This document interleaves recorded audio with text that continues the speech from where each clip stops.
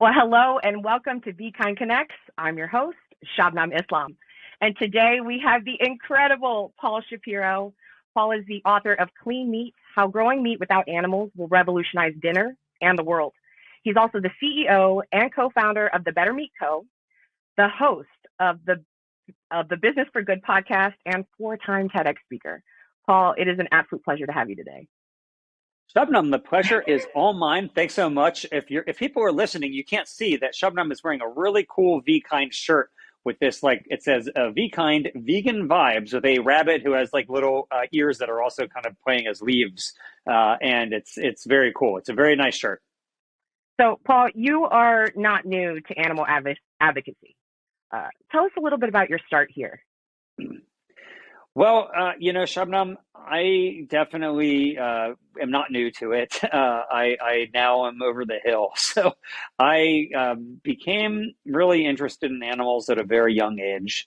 And what ended up happening was basically I learned how animals are treated on factory farms and in slaughter plants. And this was back in the early 90s. This wasn't a time where there was YouTube or even internet for people to look.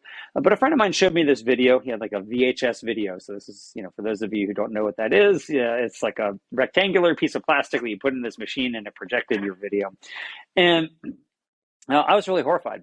I couldn't believe it. And I thought, if I wouldn't want that to happen to my own dogs, who I loved, why would I want it to happen to any animals? And so I became vegetarian. And at that time, I didn't know anything about being vegan. I didn't never contemplated it, but I wrote to all these animal advocacy groups and said, please send me information about vegetarianism. And they sent me back information about what I thought was vegan. I was like, what's this veganism thing they're talking about? And I was like, it sounds interesting. It sounds cool. But I really believed at the time, if you were not going to eat any animal products at all, I mean, being vegetarian is one thing, but I thought if you're not going to eat any animal products, it's kind of like holding your breath. I thought, you can hold your breath for some amount of time, but if you do it too long, you'll die. And I thought, maybe you can go without meat, eggs, or dairy for some amount of time, but if you do it too long, you'll probably die. And so I didn't do it.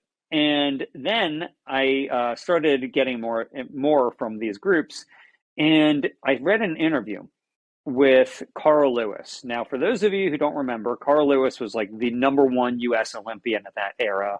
He was kind of like the Usain Bolt of the era, the best athlete on the planet, right? And I worshipped Carl Lewis. I had his poster on my wall. I was just totally obsessed with Carl Lewis.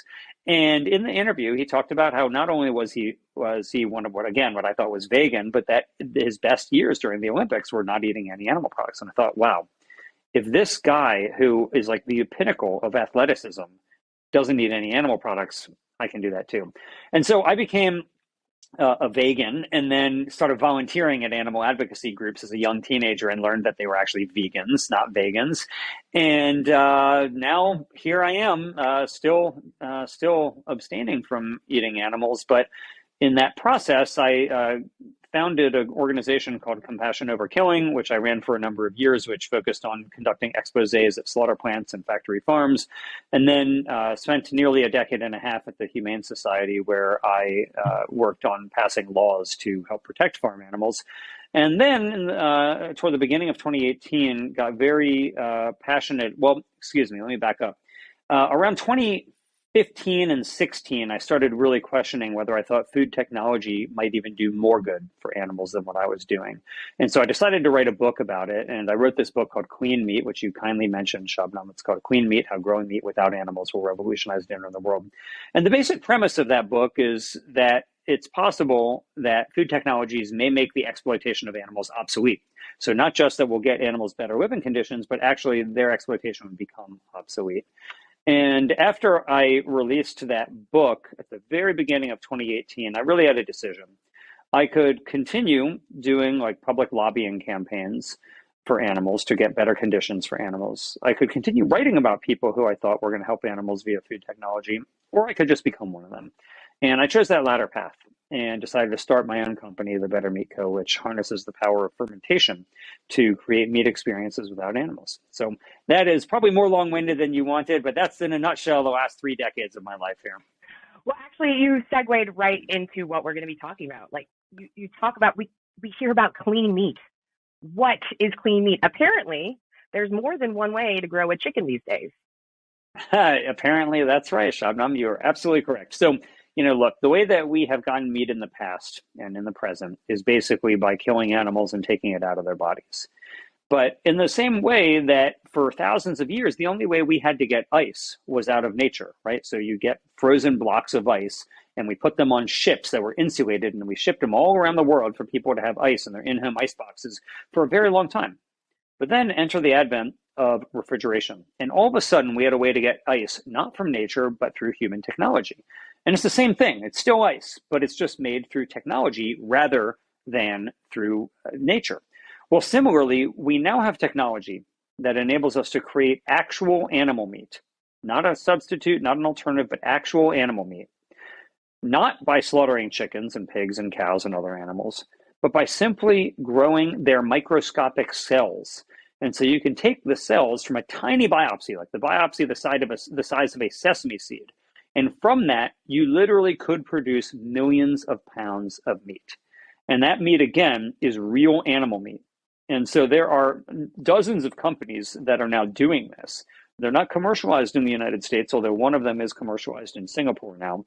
But that's what the topic of my book, Clean Meat, is about, is this race to bring the world's first slaughter-free meat to the world's tables. And as you say, there are multiple ways of doing it. We call lab-grown meat, cultured meat, in vitro meat. It's grown from stem cells, so it's animal-based. However, I was reading about something like there's a gel-based or non-animal source. Particularly, the Better Meat Co. produces something from mycoproteins. Yes, exactly. So, it's really interesting you mentioned this. So, if you think about the problem of fossil fuels, we need lots of alternatives, So let's say you want solar, you want wind, you want geothermal. There's lots of ways to make energy without fossil fuels, right? Well, similarly, there's lots of ways to create meat experiences without animals. So one of them is what we were just talking about, which is clean meat or cultivated meat, which is basically animal cells that are grown into animal meat. And there's another way there, if you don't want to use the animal kingdom, you can go to the plant kingdom and you can do what companies like Beyond Meat and Impossible Foods do, which is take plants like soybeans or wheat or peas and convert them into things that look like animal meat. Or you can then go, if you don't want to go to the plant kingdom or the animal kingdom, you can do what we at the Better Meat Co. do, which is use the fungi kingdom. And so we harness the power of fermentation to take little microscopic fungi and feed them. So in the same way that a cow eats grass and converts that grass into a steak, we take little tiny microscopic fungi and we feed them things like corn byproducts and potato byproducts, and we let them convert it into something that ultimately looks like a steak. And yet the difference is, of course, there's no animal cruelty involved, and it's much lighter on the planet as well. However, a cow takes more than a year of feeding her before they slaughter her to get that steak. Our little tiny microscopic fungi take less than one single day before we harvest them. So we inoculate our fermenter, and a day later, less than a day later, we are harvesting them and producing a product that as you pointed out, Shabnam, is called mycoprotein. We call it rhiza mycoprotein. And that mycoprotein on its own, without almost any processing whatsoever, not only has a very meat-like texture, but it has more protein than eggs, and it's a complete protein source, so it has all the essential amino acids. It has more iron than beef. It has more fiber than oats, more potassium than bananas, and unlike plant foods, because it's the product of microbial fermentation, it has naturally containing vitamin B12. So this is a real superfood for vegans because not only does it have no animal origin, but it's very meat-like and it's high in protein, iron, and B12. This really is a wonderful food, of course, for vegans like you and me, but also for anybody who likes to eat meat and doesn't want to have to do so much harm to the planet and animals in the process. Right. So there's absolutely no animal intervention with the use of rhiza mycoprotein, correct? That's exactly right. We don't use animal cells. We don't use any animal ingredients. It's entirely animal-free. And to be honest, this is, as an exercise physiologist, clinical physiologist, it's difficult for me to talk about how clean is meat, right? When we talk about clean meat, we also need to consider things like that scientific evidence shows that dietary cholesterol is only found in animal protein, right? And these animal sources contain hemi-iron. This high hemi intake is actually what's associated with increased risk of type 2 diabetes, coronary heart disease, all these obesity-related issues. So even if you do consume something like a lab-grown meat, aside from the fact that it's taken from a stem cell, wouldn't it still have this kind of impact on the human system? It's possible. So you can create meat that is the same as regular meat that would have cholesterol, et cetera, in it. However, you could also, create burgers that instead of having saturated fat could have omega-3 fatty acids. So maybe you'd have a burger that instead of causing heart attacks helps to prevent them. Nobody's done that yet, but it's theoretically possible that you could do it. But the reason why people like to call it clean meat really has to do with that. It's just like clean energy, so it's better for the planet. So it's a cleaner way to produce meat. And it is literally cleaner. So if you think about like conventional meat, which comes from slaughtered animals, you have to, when it's in the supermarket, treat it like toxic waste. If you have raw meat, you put it in your supermarket basket. They tell you don't let it touch your other groceries. They put it in a different bag. You bring it home. It touches your counter. You got to disinfect your counter. If it touches your hands, you got to wash your hands. The reason is because there is feces on the meat. It's Salmonella, E. coli, Campylobacter. These are intestinal pathogens that can sicken us if we don't literally cook the crap out of the meat. That's what you're doing. You're literally cooking the crap out of the meat. Whereas with clean meat, you don't have to worry so much about these intestinal pathogens like E. coli because you're not growing intestines at all. You're just growing that muscle that you want. And so there is an argument to be made that from a food safety perspective, it's also cleaner. The issues that you're talking about, though, like coronary heart disease and other problems that are associated with high levels of meat consumption could still be present. So if somebody's interest is only in, let's say, climate change or animal welfare, this doesn't present a concern. But if somebody doesn't want to eat meat because they perceive it as something that's unhealthy for them, it's very possible that this would continue to be that type of a product for you. But in that case, there's still plenty of plant-based meat and mycoprotein-based products that are still awesome, that are totally animal-free, cholesterol-free, and oftentimes have less saturated fat than animal meat does. I love that. I mean, and you even recently published the piece titled, Will Making Meat Without Animals Help Prevent the Next Pandemic? Right? I mean, you're taking into account the alignment of the United Nations 2020 Environmental Program publication that we are affected by zoonotic diseases, and another novel coronavirus may occur because of the way we produce animal agriculture. Yeah, you're so right, Shabnam. Listen, the United Nations put out a report recently. It's called Preventing the Next Pandemic. You can go look it up.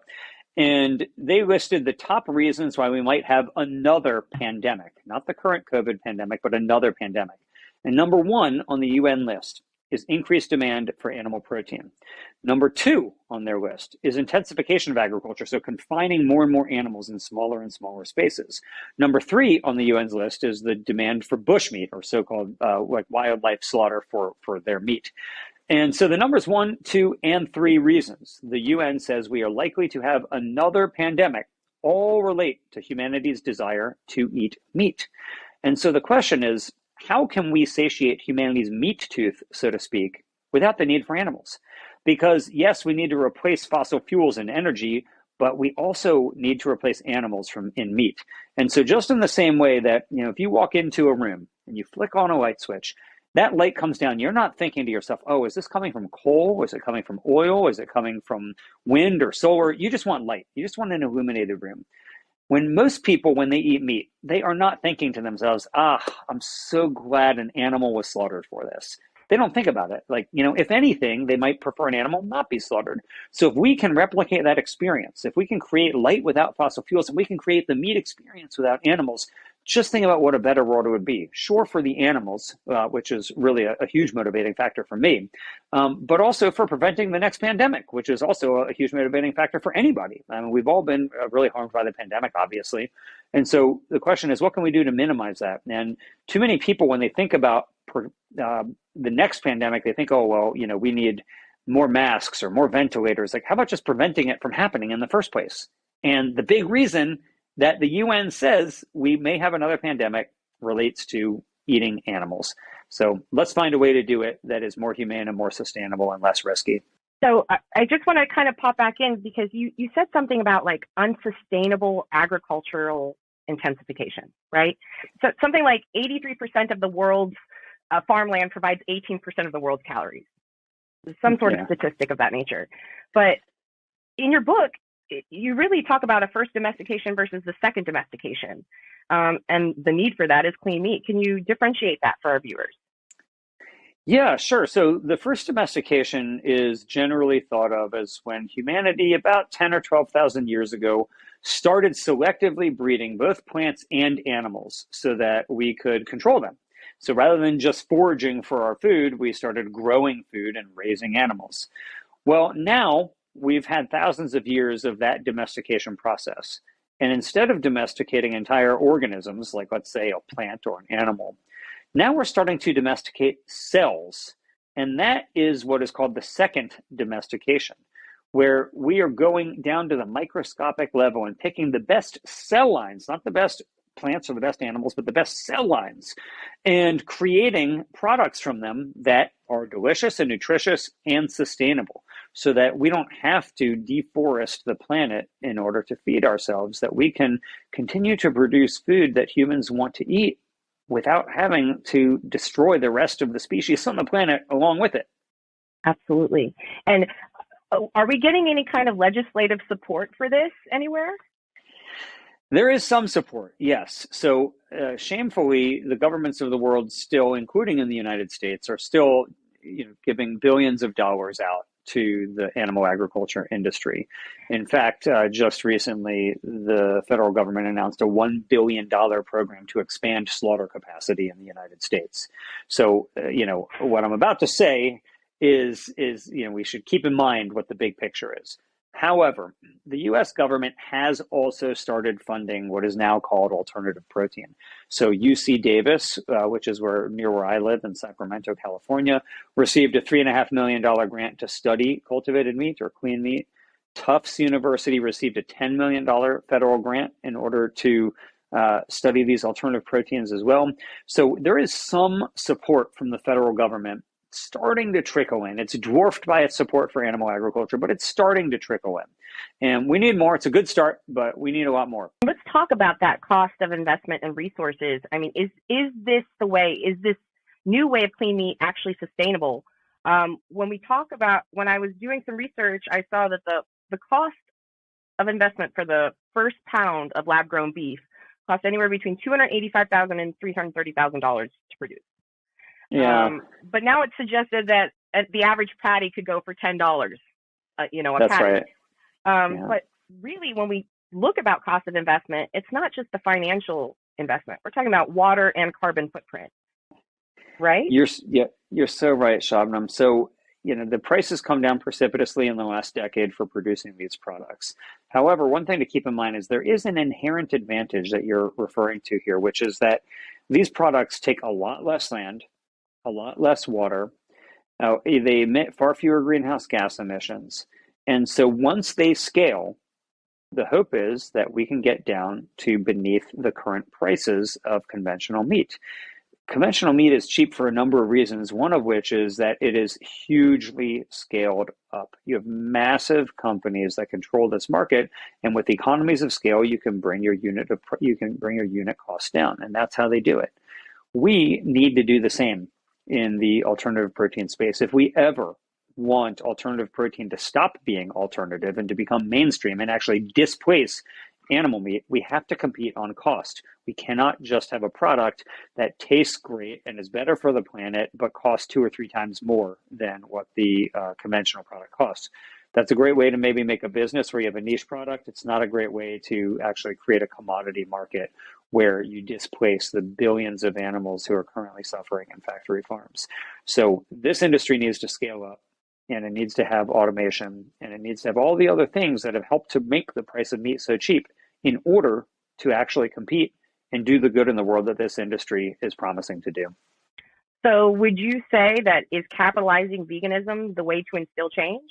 I mean, if you take a look, we've got KFC, Burger King, McDonald's jumping on board, even Tyson Foods invested $161 million in Memphis meat. So I would look at it like this. If you think about the 1990s and you had a massive war in the film industry between companies like Kodak and companies like Canon, and they were vying for supremacy. And they both knew about digital, but Kodak was concerned that digital was going to cannibalize their core business of selling negatives and darkroom chemicals and all the other things that you had to do to make photos back then. Canon said, well, we think this will cannibalize our core business, but we also think it's the future, and so we are going to embrace it. And we all know what happened. You fast forward a couple of decades and Kodak goes bankrupt, and Canon now is the largest manufacturer of digital cameras on the planet. They're still selling us the same thing. They're still selling us a way to capture our memories. That's what photos do for us. But they're doing it in a far more efficient and convenient way for us. Now, rather than having to wait an hour or days to get our photos, we get it absolutely instantly. And so I think that there are some companies in the meat industry that are more like Kodak, that are thinking to themselves, oh, we've always slaughtered animals, we'll always continue slaughtering animals. But there are some Canons out there, and they think, yes, this may be the way of the future, and they want to invest in it so that they can continue to sell meat just without animals. So those type of forward-thinking companies, I think, are going to be poised to do the best. And this story is repeated not just in, let's say, the film industry, but let's say you look at Blockbuster. None of us go to video stores to get our videos anymore because we're all streaming. But before that, where was mail DVDs, or is that what Netflix originally was? And Netflix displaced Blockbuster, a very successful company, by making it more convenient just to get DVDs sent to you by mail. And then they knew that streaming was going to be the way of the future. And so they cannibalized their core business model of basically mail-in DVDs and switched to streaming. And those are the type of innovative companies that'll survive. But for companies that think, hey, we're going to just keep slaughtering animals into the future, I don't think they're going to do that well. So how would you try and promote clean meat to maybe the most adamant anti-clean meat person out there? Well, it depends on why they're so anti. So are they anti because they're already vegan and they don't want to eat meat? Let's say that hardcore vegan that we are trying to bring on board to get everybody to just try a little bit more plant-based. Yeah. Okay. Well, first, let's start with the hardcore vegan. So first, don't eat it. That's fine. The purpose of it is to have meat eaters eat this rather than animals. So if the hardcore vegan doesn't want to eat it, that's great. No problem. Go and enjoy a bean and rice burrito and hummus and lentil soup and so on. Those are awesome foods. I love them. My wife is a vegan cookbook author. Go get her cookbooks and you can make all those awesome products. So that's number one. Nice little plug. Number two, yeah, thank you. Number two, for somebody who is more thinking about it in terms of whether they feel comfortable eating it, people say, oh, seems kind of novel. I think that's a understandable point of view, that things that are novel, we oftentimes fear. However, these foods are safe. And there's been really a lot of work done showing that we can make these foods and make them in a way that actually is safer from a food safety perspective than the way that conventional meat is made today. And so I really believe that it's imperative for us to remember that they are safe, that they're fine to eat, and that they're better for the planet. And I think those are some of the key messages that I think will resonate with people. Maybe not everybody, but we don't need everybody to eat it. Like if you could envision even 10%, if you could see 10% of the meat industry going to alternative meat that's animal free, not only would billions of animals globally be spared, but you would have such a major shift that it would probably have some cascade effects throughout the entire industry as well, because this industry is based on this constant growth and economies of scale. So I think you could see a rapid transition over a period of a few decades, similar to how we went from Blockbuster to streaming, and similar how we went from 1 hour photo to digital. And now it's not even 1 second photo; it's instant photo. So that's what I think could happen. And you only need a certain group of people at first to start, but those will be the early adopters, the early pioneers. And while I don't think it matters whether vegans eat it or not, I do think it's important for vegans to not criticize it and for vegans to support it, to say, hey, listen, this is an innovation that is going to help animals and the planet. Trust me, I would love, if everybody wanted to eat a whole foods plant-based diet, that would be awesome. That's how I eat most of the time. But I really believe that people want that meat experience. It's kind of like saying it would be great if people would just walk and bike rather than drive and fly. But a lot of people want to drive and fly. And so we got to find ways to make cars that don't involve fossil fuels, as an example. And I think it would be great if people just wanted to eat bean and rice burritos. It'd be awesome. But a lot of people want meat. And so we got to find ways to give them meat that will satiate them, that don't involve animals. Right. And we just need to find a way to live better. And that's what the Better Meat Co. does. So thank you. Exactly. So thank you so much, Paul, for sharing your time and your insight with us today. And I believe that wraps up this episode of VKind Connects with Paul Shapiro.